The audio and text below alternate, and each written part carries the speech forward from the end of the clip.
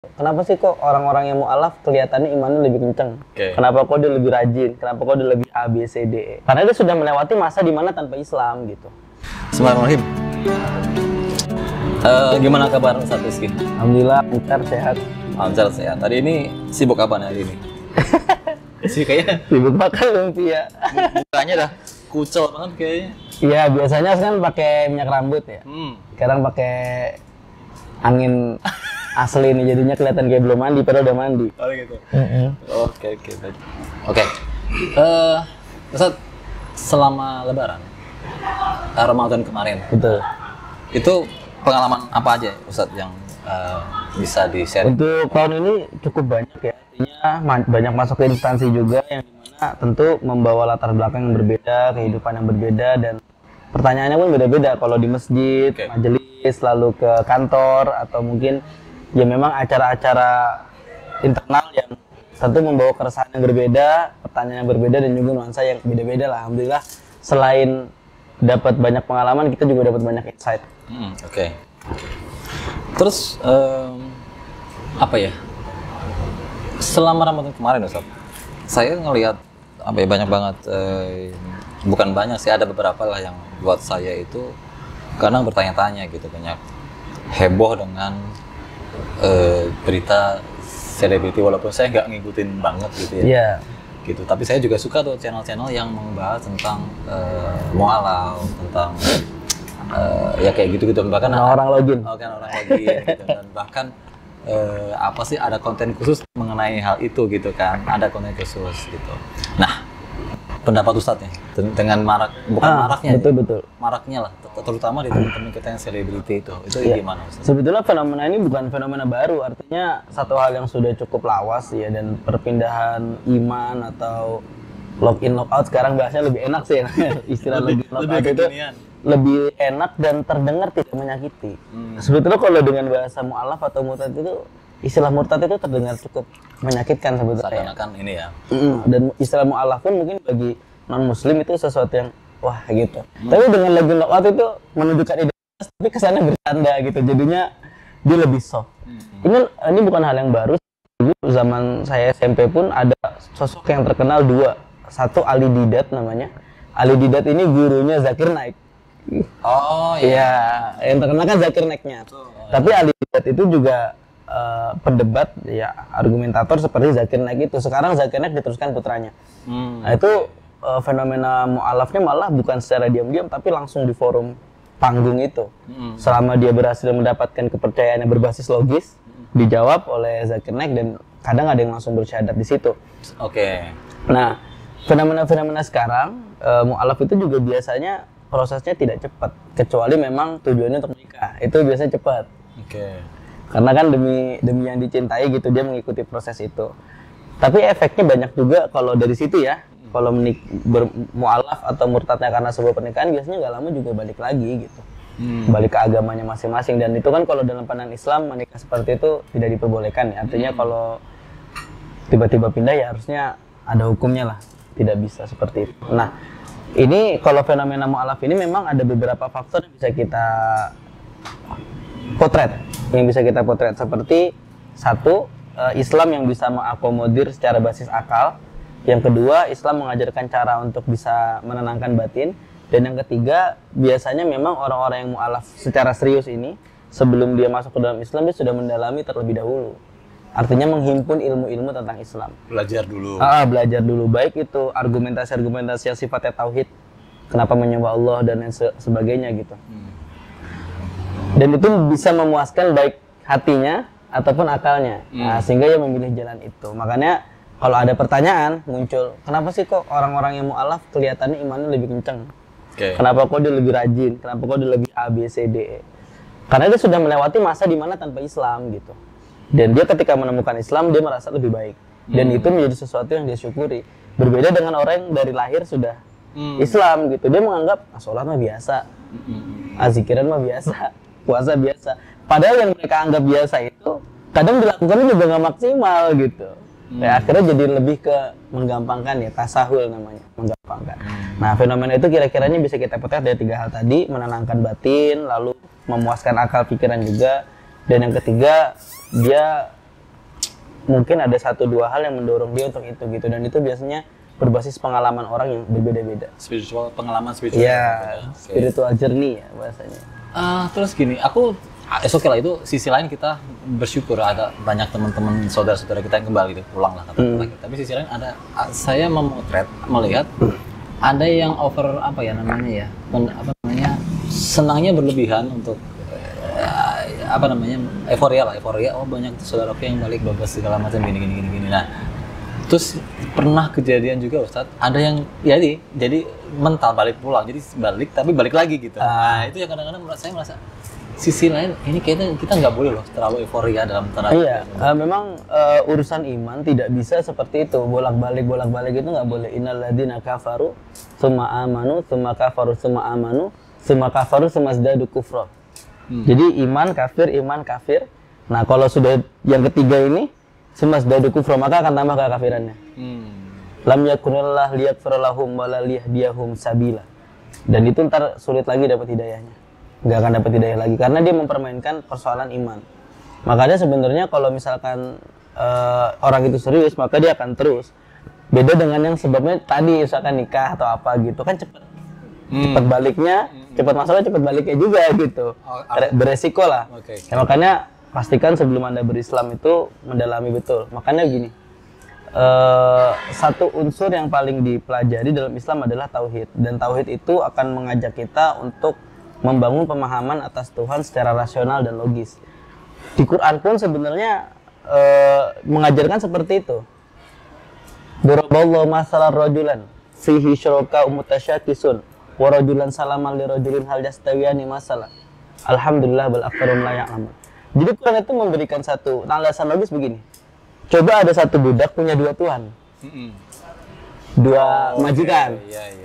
Dengan budak yang punya 1 tuan. Atau kita tambahkan contoh lain, banyak budak 1 tuan. Banyak budak, kalau di Qurannya contohnya cuma 2 ya. Apakah budak yang punya 2 tuan dan 1 tuan itu lebih enak mana? Hal yastawiyani masalah. Apakah dua-duanya sama? Tentu enggak. Kalau 1 budak 2 tuan dia pasti bingung. Tuan A nyuruh apa? Tuan B nyuruh apa gitu. Dia mau ikut yang mana? Sedangkan dua-duanya tuannya. Beda dengan kalau 1 budak 1 tuan, ya dia kan ikuti instruksi 1 aja gitu. Budak pun kalau banyak, instruksinya 1, dia nggak kebingungan. Nah itu maksudnya adalah kenapa monoteis atau bertuhan 1 itu jauh lebih logis daripada 3 atau daripada berapa gitu ya. Atau bahkan ada yang sangat banyak, misalkan dewa-dewa dan lain sebagainya. Tanpa mengurangi rasa hormat, ini adalah sesuatu yang kita yakini. Ya, cara kita meyakini 1 ya dalam artian benar-benar 1. Tidak ada lanjutannya. Ahad ya 1, tidak ada semacam 3 dalam 1 dalam 3, tidak ada. Nah itu satu hal yang memang kita yakini, dan itu kita rasa lebih menenangkan. Sebagaimana Quran memberikan contoh tadi, menjadi 1 budak untuk 1 Tuhan. Iya, lebih mudah. Itu lebih mudah dan tidak ada potensi untuk bertengkar. Kita kan tidak bisa membayangkan misalkan 1 dewa mengatur A, 1 dewa mengatur B, 1 dewa mengatur C. Lalu dewa-dewa ini tidak ada ketidaksepakatan misalkan. Ya apakah semuanya menggerakkan dengan kekuatannya masing-masing? Kan tidak. Sedangkan dalam Islam dipahami wasakhkhara lakum ma fis samawati wa ma fil ardi jami'an min. Ya Allah tundukkan semuanya gitu. Langit, bumi semua ditundukkan untuk manusia. Ditundukkan dalam artian laut tenang, bumi tidak gampang gempa, lalu hewan-hewan juga hidup dengan ekosistemnya masing-masing tanpa mengganggu gitu. Kecuali kalau manusia merusak alam kelewatan, baru hewan-hewan karena kehilangan habitat itu juga. Bukan karena tiba-tiba pengen nyerang, tapi kehilangan habitat yang akhirnya gabung ke lingkungan manusia dan terkadang melukai manusia. Yang ujung-ujungnya itu gara-gara manusianya sendiri. Tuhannya sudah mengingatkan gitu. Jadi hal seperti ini bisa diterima lebih enak gitu. Kalau misalkan kita percaya satu zat yang maha kuasa lalu mengendalikan semuanya. Nah, itu. Gini Ustaz, pertanyaan saya gini, salah satu yang saya tanyakan, apakah yang namanya balik ke Islam, maksudnya dalam arti ini mu'alaf, itu adalah fitrahnya manusia? Betul, jadi hadisnya itu kullu mauludin yuladu ala fitrah. Setiap bayi yang lahir, itu terlahir dengan keadaan fitrah. Nah, yang menjadikan Nasrani, Yahudi itu orang tuanya. Makanya ayatnya begini, wa id akhadha rabbuka min bani adam wa id akhadha rabbuka min bani adam dzurriyyatahum min zuhurihim dzurriyyatahum wa asyhadahum alaihim alastu bi rabbikum qalu bala syahidna. Jadi dulu itu sudah ditanya alastu bi rabbikum. Saya Tuhan kamu bukan? Ya mereka menjawab iya. Dan dalam penafsirannya alastu bi rabbikum itu bukan ditanya rame-rame tapi memang personal. Satu-satu, sehingga setiap hati manusia itu sudah menyadari adanya Allah di dalam hatinya. Setiap hati manusia. Iya, setiap hati manusia itu menyadari ada Allah di dalam hatinya. Alastu bi rabbikum qalu bala syahidna. Antaqulu yaumal qiyamati inna kunna an hadza ghafilin. Tapi nanti di hari kiamat itu pasti kamu bilang, sungguh saya orang yang lalai gitu. Jadi sebelum mati pun Allah udah tahu kalau manusia kan ada lalainya gitu. Au taqulu, atau kamu akan berkata innama asyraka abauna min qablu wa kunna dzurriyyatan au taqulu innama asyraka abauna wa kunna dzurriyyatan min ba'dihim afatuhlikuna bima fa'al mubtilun. Atau kamu bakal bilang, loh yang saya lo lahir dari orang tua yang tidak beriman. Ya, itu gimana Ustaz? Wa kunna dzurriyyatan min ba'dihim, dan saya ini jadi keluarganya gitu. Afatuhlikuna, apa kamu mau hukum saya? Bima fa'al mubtilun. Kan ini yang batil orang tua saya, bukan saya. Yes. Nah, akhirnya ayat lanjutannya sebagai jawabannya. Wa kadzalika nufassilul ayati wa la'allahum yarji'un. Nih, makanya kayak saya jelasin ayat supaya kamu balik pulang. La'allahum yarji'un. Makanya lah diutus nabi, makanya diutus syariat gitu. Makanya kita diajarkan untuk bla bla bla gitu ya, diajarkan untuk mendengarkan, diajarkan untuk belajar, lalu adanya pendakwah, adanya dai itu untuk itu sebenarnya fungsinya. Oke, itu fasilitas-fasilitas yang sudah diberikan untuk membuat manusia siapapun namanya untuk bisa pulang lah kata. Betul, betul. Nah, terus yang jadi problem lanjutannya itu, misalkan hari ini kan nggak mungkin kayaknya nggak ada dakwah masuk. Lewat TV bisa, channel ini bisa, lalu diskusi terbuka juga bisa. Tapi kan maksudnya apakah orang itu nyari secara sengaja informasi itu? Atau adanya acara televisi tapi kan bukan buat ditonton oleh server sebelah misalkan begitu. Apakah itu tergolong menjadi dakwah yang masuk kepada mereka? Padahal memang tujuannya bukan buat mereka juga.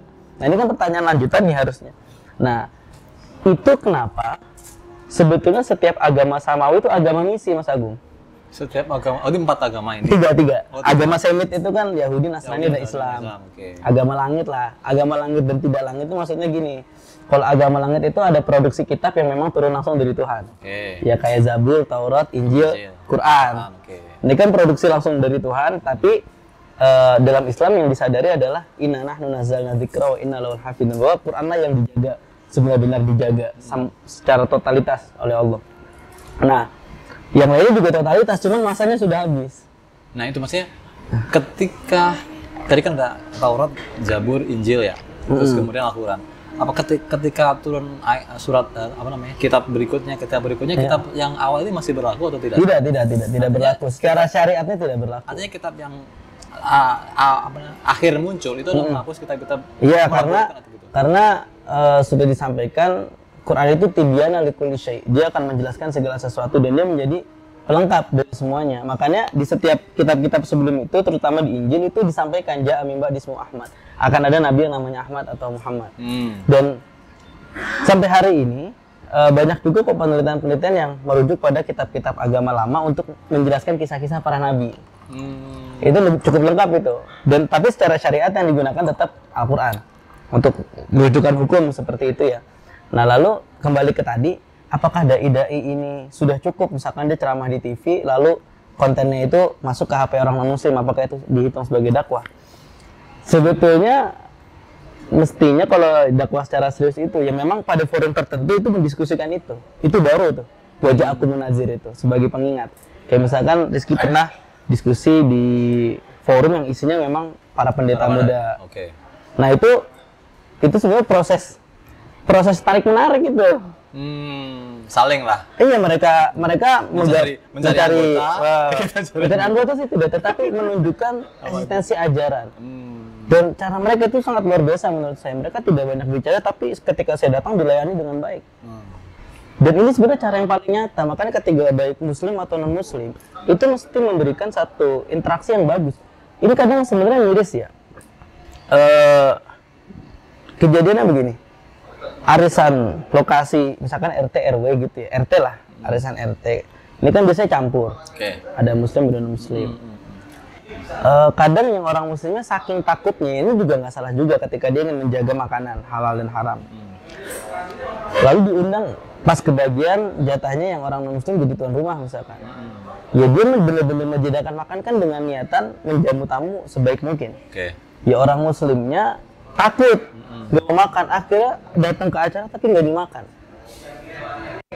Ya. Ini tuh kita kan menjaga makanan tuh wajib, menjaga makanan. Tapi kan menjadi tamu yang baik juga sebuah kewajiban. Ya. Makanya yang dihukumi itu adalah al-aslu baqa makana ala makana. Apa yang kita lihat? Dihukumin awalnya aja. Ya karena kita nggak lihat ini pancinya buat dimasak buat apa kan. Betul. Yang kita tahu itu bersih, halal, apalagi penyedia rumah sudah benar-benar memisahkan ini makanan yang halal. Isinya ini atau bahkan mungkin disediakan full halal gitu. Ya sudah gitu. Dimakan saja untuk menghargai. Ya minimal kalau memang takut berhenti sebelum kenyang atau ngambil cuma sedikit. Tapi dimakan. Sekedar menghargai. Nah itu jadi bagian dari dakwah yang utama sebetulnya malah. Sehingga oh ternyata Islam gini ya, Islam tuh gitu. Nah mereka benar-benar menjamu saya itu dengan luar biasa.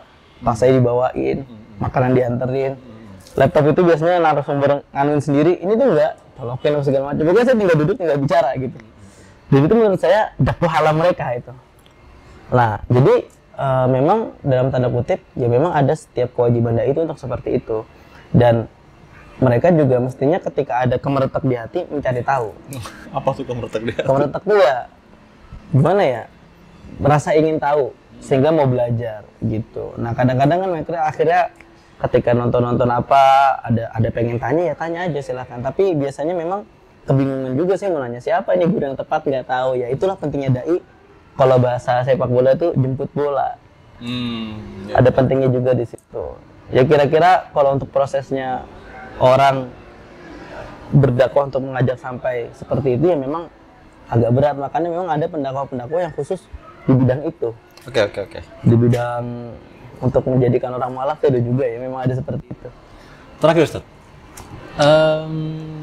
apa yang harus kita lakukan ya ketika kita tahu, misalnya contoh di sebuah masjid lah katakan, oke, terus kemudian ada orang yang memang masjid itu langganan buat orang lain buat jadi datang untuk minta disahadatin ya katakanlah gitu, disahadatkan atau diislamkan lah katakanlah. Apa haknya seorang mualaf, terus apa kewajiban dari orang-orang Islam atau apapun namanya itu yang ada di masjid itu lah katakanlah. Haknya apa sebagai seorang yang masuk Islam, kalau kita sebagai orang Islamnya itu apa? Zaman dulu dengan zaman sekarang tentu berbeda ya. Kalau zaman dulu orang mualaf itu wajib dilindungi. Oke. Karena dianggap membelot lah gitu mungkin ya, dan dapat ancaman pasti dari lawannya. Kalau dulu sekarang wajib dilindungi. Ada juga yang sekarang. Sampai hari ini ya tetap wajib dilindungi. Cuma kalau dulu itu wajib dizakati juga. Kamu mualaf kan sebagai definisinya dia masih dalam keadaan iman yang lemah. Nah, dia perlu dilindungi, perlu dizakati. Tapi di zaman Umar bin Khattab itu agak lain. Nah, beliau ini memang termasuk pemimpin yang banyak inovasinya. Dibilang mualaf mau dikasih zakat, cek dulu.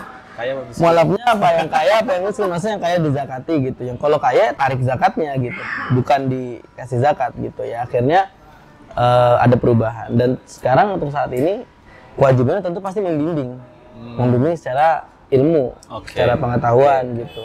Diajarin sholatnya, diajarin apa puasa seperti apa, lalu dikasih pengertian. Terutama penguatan nalar logis itu juga menjadi satu yang penting karena itu bekal dia bertahan. Artinya gini ya, artinya ketika dia sudah menyatakan Islam dalam arti kondisi tertentu tidak dibiarkan nggak bisa, harus dipantau dan diharapkan juga orang yang baru masuk Islam ini terus bertanya, terus artinya mencari guru, juga berusaha untuk belajar lebih. Nah, agar ilmunya sebagai dasar tadi bisa benar-benar menjadi tameng juga. Nah, gitu. Kadang-kadang kan memang jangankan dari mualaf balik lagi ke agama lamanya ya. Muslim aja bisa murtad kalau misalkan pemahaman dasarnya tidak terpenuhi. Sekedar patah hati, sekedar kecewa gitu dengan keadaan, dia merasa Tuhan mengecewakan dia dengan berdoa, dengan sholat, ternyata nggak bawa apa-apa, udah saya pindah aja lagi juga nggak ada gunanya gitu. Nah itu kan sesuatu yang membuat dia lemah secara pemikiran, akhirnya lemah iman. Makanya itu ada lagi faktor yang kedua, kadal fakru ayakuna kufron. Kadang kefakiran bikin orang kafir. Karena dia fakir, dia merasa diperhatikan, tapi yang memperhatikan bukan orang muslim. Ikutlah. Nah itu akhirnya dia meskipun nggak diajak, tapi dia merasa oh ternyata gini ya gitu. Ya akhirnya Islam sendiri pun, jangankan sama mu'alaf tadi harus di maintenance ya bahasanya, di maintenance. Islam ke Islam pun sangat perlu di maintenance. Karena kalau tidak di maintenance terjadi tadi kemurtadan dan lain sebagainya. Sebenarnya saya lebih setuju nggak maintenance daripada demo gereja gitu. Atau itu nggak efektif, itu malah mengganggu kebinekaan kita. Itu malah tindakan yang sangat mengganggu kebinekaan kita. Dengan dalilnya kadang dalilnya juga lucu gitu. Daripada nanti orang-orang situ dimurtadin ya, kamu maintenance dong. Jangan cuma bicara di mimbar, jangan cuma bicara Allah Subhanahu wa taala itu cinta orang yang bersabar, tapi kamu nyuruh orang sabar terus gitu. Orang sabar disuruh sabar gak bakal kenyang gitu. Orang lapar disuruh sabar gak bakal kenyang kan? Ulurkan tangan gitu. Kalau misalkan kita nggak mampu, maka ustadznya menggerakkan. Ini ada orang kaya, sedekahnya salurin ke sini nih. Itu cara maintenance. Belum lagi kadang tindakan-tindakan seperti ini menimbulkan stigma negatif terhadap agama kita kan. Wah ini agama, jangan-jangan dulu berita disebarkan dengan pedang itu benar gitu. Wajib disebarkan dengan pedang itu enggak. Kehitung kok Nabi berapa kali perang itu? Ya. Setiap hari perang. Sepanjang penyebaran itu. Cuma memang kalau dibilang perang ada nggak? Ada. Betul. Karena memang tradisinya orang Arab ya ada masalah clearnya pakai perang gitu. Dan itu bukan menjadi instrumen penting atau satu-satunya instrumen dalam penyebaran agama Islam. Makanya yang paling penting, salah satu instrumen pentingnya itu memang akhlak mulia itu. Dan siapa tahu para selebriti yang mu'alaf ini melihat sosok dan melihat ada ketenangan di situ. Belum lagi dia akan menyadari, oh ya ternyata selama ini apa yang saya pikirkan jawabannya ada di Islam. Nah, seperti itu. Oke. Ya ternyata ini ya, maksudnya tetap apa ya, dalam arti tadi kan awalnya kan aku mempertanyakan tentang fenomena yang tadi ternyata bukan cuma sekedar fenomena, tapi memang itu sebenarnya bukan fenomena tapi hal yang biasa sebenarnya. Hal yang biasa, satu yang mungkin biasa. Momentumnya aja kayak agak bersamaan aja. Sekarang medsosnya lebih rame. Yes, kayak gitulah. Tapi artinya di balik itu semua ternyata kita juga harus membenahi diri dan lain-lain. Betul, ada maintenance. Ya sekaligus menjadi pelajaran buat kita juga. Ya para pendakwah harus siap ilmu dan siap mental. Artinya bukan cuma sekedar simatupang gitu ya, siang malam tunggu panggilan. Tapi harus menjelajah kemanapun itu gitu. Dan sebenarnya dengan saya ngisi kemarin aja, ibu saya tuh khawatir benar. Takut dijahatin, takut apa, makanya saya suruh bawa teman kan. Harus bawa teman, nggak boleh sendiri. Lah, mereka tuh manusia sih bilang gitu kan. Ya jangan terlalu parno ya, takut dan satu ya, teman saya tuh di situ merasa bersalah ketika dia disuguhin dia apa gitu. Saya selama ini memandang mereka gimana, tapi ternyata pas ketemu langsung seperti ini gitu. Itu aja sudah menunjukkan satu first impression yang sangat bagus gitu. Ya harusnya Islam juga begitu harusnya. Kalau mau orang lebih banyak dapat hidayah seperti itu. Oke. Semoga teman-teman yang mendengar apa segala macam jadi sama-sama berbenah diri saat kita memperbaiki diri dan akhirnya dakwah dengan akhlak, bukan dakwah dengan ini. Iya, perilaku. Betul. Oke. Baik, terima kasih Ustadz mungkin untuk semuanya, untuk kita close di titik ini. Ya. Sampai ketemu lagi nanti. Baik. Assalamualaikum warahmatullahi wabarakatuh. Assalamualaikum warahmatullahi wabarakatuh.